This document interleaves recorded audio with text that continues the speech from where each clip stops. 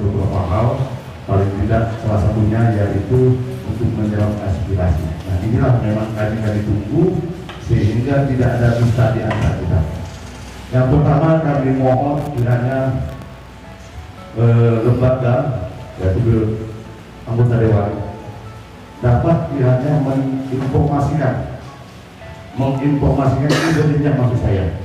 Jangan ada pemerintah daerah bupati yang dapat informasi ini.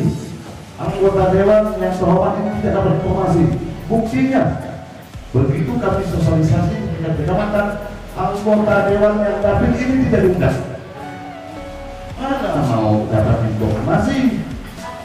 Nah itu berjenjang. Kemudian itu informasi yang kedua berkaitan dengan pihak keamanan. Karena di situ nanti masyarakat ada bersentuhan dengan keamanan. Jangan warga saya tangkap nanti. Kemudian itu juga informasi yang berjenjang dari pusat sampailah ke provinsi dan kabupaten. Ini saya dengar anggota dewan pusat akan berkunjung. Artinya kami mohon itu berjenjang.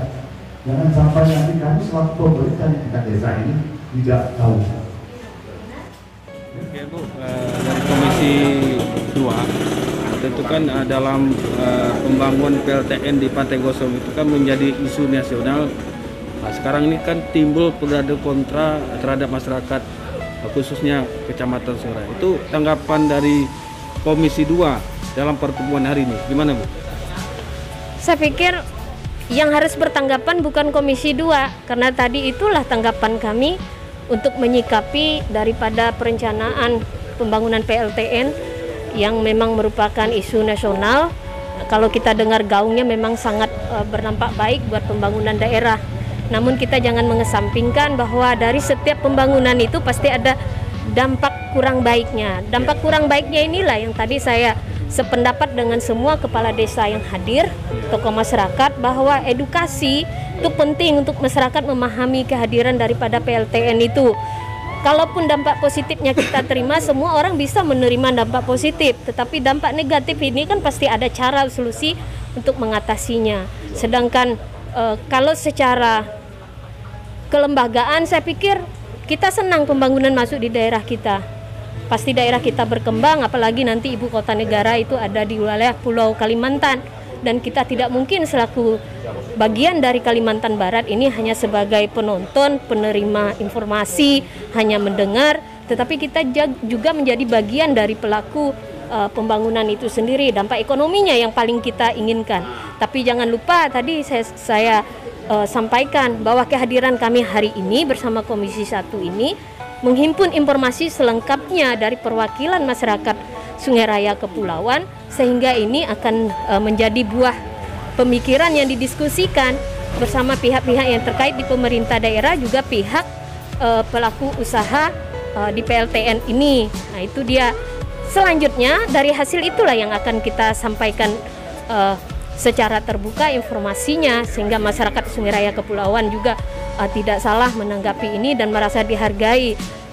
Ketidakbahargaan yang dirasakan oleh masyarakat di Sungai Raya Kepulauan kalau tidak dilakukan edukasi yang baik, kemudian tinggal masuk ini perusahaan, juga menjadi luka hati bagi kami semua, termasuk lembaga DPRD. Nah, jadi itu menurut saya, karena ini memang bidangnya di Komisi 2 Ekonomi Pembangunan tentang kehadirannya PLTN ini, tapi tidak mengesampingkan bahwa dampaknya nanti juga berimbas dengan bidang kerja di Komisi 1, bidang hukum pemerintahan. Bahkan nanti keterkaitan dengan tenaga kerja, kan pasti ada bidang-bidangnya kita yang menghadirkan TKA, tenaga kerja asing, kemudian tenaga kerja lokal.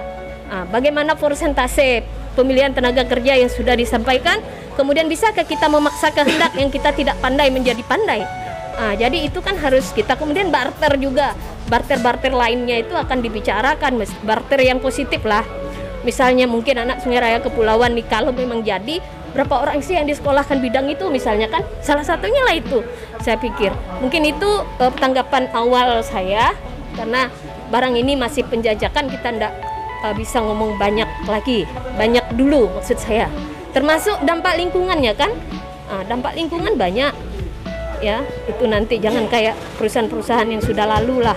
Mungkin itu dari kami, mungkin nanti ada tambahan dari Komisi 1 Pak Badarudin dan terkhusus kawan-kawan wakil dari masyarakat pesisir. Ya, khusus Demikian dari Komisi saya. 2 Bu, kita kan hasil wawancara kami tanggal 9 kemarin, itu kan dalam sekarang Wawancara kan, dengan siapa? di pihak Batan, itu kan dalam pengkajian sampai hari ini. Tentu kan menjadi tolak belakang apa yang kita bicarakan tadi, ketidaktahuan lembaga legislatif Kabupaten. Pertanyaannya, berarti kan memang orang tidak mau lembaga DPRD tahu, karena lembaga DPRD tahu pasti mau banyak cari tahu apa dampak positif negatifnya buat daerah. Ya. Sekarang saya tanya, kalau misalnya seorang tamu datang ke tempat kita itu, di rumah itu ada suami istri, apakah dia hanya hormat kepada suaminya? Ya. Tidak hormat dengan istrinya yang tukang masak di dapur untuk menjamu tamunya. Pemerintah ini kan ada pihak pemerintah daerah yang dikepalai seorang bupati dan ada lembaga DPRD. Ya. Ya, itu kan wajah dari masyarakat. Kalau sudah tidak sowan dengan tuan rumah, ya Anda juga bisa berpikir itu seperti apa. Jadi ini mengajari orang juga untuk bisa menghargai keberadaan orang di daerahnya sendiri. Mungkin itu dari saya. Ke Komisi 1, ya mungkin tadi kami dengar dari pembicaraan dari Komisi 1. Ini kan PLT ini kan perusahaan listrik nasional. Nah, tentu kan apa yang kata Pak Barudin tadi mengatakan harus kita dukung. Itu seperti apa dukungan itu agar PLTN ini bisa terrealisasi? Jadi begini, kembali kita satu persepsi dulu bahwa pembangkit listrik tenaga nuklir yang akan dibangun di Pantai Gosong, Kecamatan Sungai Raya Kepulauan, Kalimantan Barat ini adalah proyek strategis nasional. Artinya kegiatan ini berpunca atau berdasar dari pemerintah pusat. Ya, dengan sendirinya ini kan udah link atasnya bermain. Ya, dengan sendirinya juga ya pasti mengacu kepada aturan main undang-undang kajian-kajian. Akan tetapi pada saat Batan masuk ke Kabupaten Bengkayang, ya ini kan belum action, tapi masih prasurvei, survei, dan kajian-kajian yang dilakukan itu kan mengacu kepada kajian-kajian akademis, dan kajiannya ini kan masih berlangsung sampai tahun 2024. Ya, hasil finalnya di tahun 2024 apakah akan diteruskan untuk pembangunan tapak dengan dilakukan action untuk pembangunan PLTN yang ada di Kecamatan Sungai Raya Kepulauan. Artinya dampaknya kan sangat luas sekali. Dampaknya ini kan untuk zona Kalimantan, bahkan di luar zona Kalimantan. Ya, ini tadi pada saat kita melakukan input data dari camat, kepala desa, masyarakat, tokoh masyarakat, ini kan memang adanya miskomunikasi. Miskomunikasi ini ya terutama informasi-informasi yang terkait dengan eksekusi yang dilakukan oleh pihak Batan. Padahal saat sekarang ini kan masih kajian atau masih survei yang dilakukan. Ya, intinya kita berbicara menolak atau menerima. Dengan sendirinya ini kan tugas tanggung jawab besar itu kan dilimpahkan kepada Batan itu sendiri untuk memberikan sosialisasi, edukasi yang masif terstruktur kepada masyarakat yang ada di Kecamatan Sungai Raya Kepulauan. Dan informasi yang disampaikan harus informasi yang jujur, informasi yang berimbang, informasi yang komprehensif. Jangan sampai adanya informasi-informasi yang sesat yang didapatkan masyarakat sehingga berujung seakan-akan masyarakat menolak, seakan-akan masyarakat tidak menerima. Bahkan masyarakat secara gamblang mengatakan banyak negatifnya daripada positifnya. Padahal kalau diberikan informasi-informasi yang berimbang, informasi yang jujur dan informasi yang adil kepada masyarakat, diberikan pemahaman-pemahaman bahwa PLTN tenaga nuklir begini loh. Dan tenaga nuklir ini kedepannya akan bermanfaat bagi masyarakat. Bargaining posisinya seperti saya katakan tadi bahwa memang di Kecamatan Sungai Raya Kepulauan, Capkala, Menteradu, bahkan di Samalantan, kalau bisa ya dengan dibangunnya PLTN yang ada di Kecamatan Sungai Kepulauan ini menjadi daerah industri. Oleh karena dengan kapasitas sumber daya listrik yang begitu besar nanti yang akan dihasilkan oleh PLTN ini, ya tidak menutup kemungkinan juga harus berdampak kepada kesejahteraan masyarakat yang ada di Kabupaten Bengkayang, khususnya di 5 kecamatan tersebut. Nah, selain itu juga dengan masuknya PLTN ini, artinya kan ada bargaining tawar dari pemerintah Kabupaten Bengkayang. Nah, dibangunnya PLTN ini nanti, bagaimana income pemerintah daerah? Apakah diambil per apa namanya? Daya atau bagaimana? Artinya dengan masuknya PLTN ini tidak serta-merta menghilangkan PAD yang ada di Kabupaten Bengkayang. Bahkan dengan masuknya PLTN, PAD Kabupaten Bengkayang meningkat secara drastis. Ya mungkin yang dulunya kita puluhan miliar dengan masuknya, oleh karena di zona Kalimantan, pusatnya di Kabupaten Bengkayang, di Tanjung di Pantai Gosong, ya kita ingin PAD Bengkayang itu mengalami peningkatan yang sangat-sangat signifikan. Jadi begini, saya potong langsung Pak Bahrudin. Oke lah, endingnya tahun 2024 itu hasil penelitian dan kajian dari Badan Atom Nasional. Nah, tentu kan kita di luar dari konteks pembicaraan kita di Indonesia, sedangkan di Jerman sekarang menutup PLTN-nya. Terkait limbah, itu gimana kalau hal ini terjadi? Limbah B3 kalau tidak salah itu, gimana kira-kira untuk anak cucu kita nih? Justru daripada itu, sekarang ini kan masih dalam tahap kajian sampai 2024.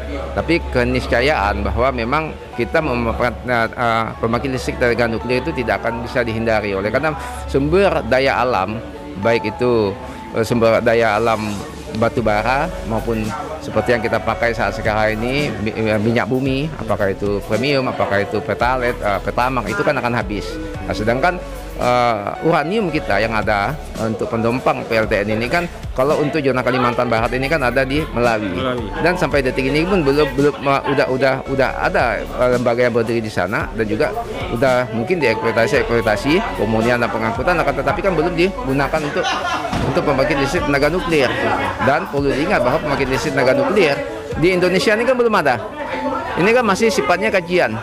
Nah, kajian nanti, apakah nanti tahun 2024 siap sumber daya manusia kita, siap apa namanya daya atau siap tambang uraniumnya untuk menyuplai PLTN, itu kan perlu dipikirkan lebih dalam lagi. Nah, habis itu apakah memang selain sumber daya, apa namanya tadi itu, uraniumnya, limbahnya, seperti yang Bapak katakan tadi, limbahnya ini kan sangat berbahaya sekali. Nah, artinya limbahnya ini bagaimana pengolahan dan sebagainya perlu kajian-kajian yang mendalam. Ya, jadi ini kan masih kajian SOP untuk pemasangan tapak, tapi kajian-kajian AMDAL dan lain sebagainya nanti kan akan berlangsung lagi. Apakah ini proyek akan eksekusi 2024 atau lebih dari 2024, nanti kita lihatlah. Artinya ini kan kita tinggal menunggu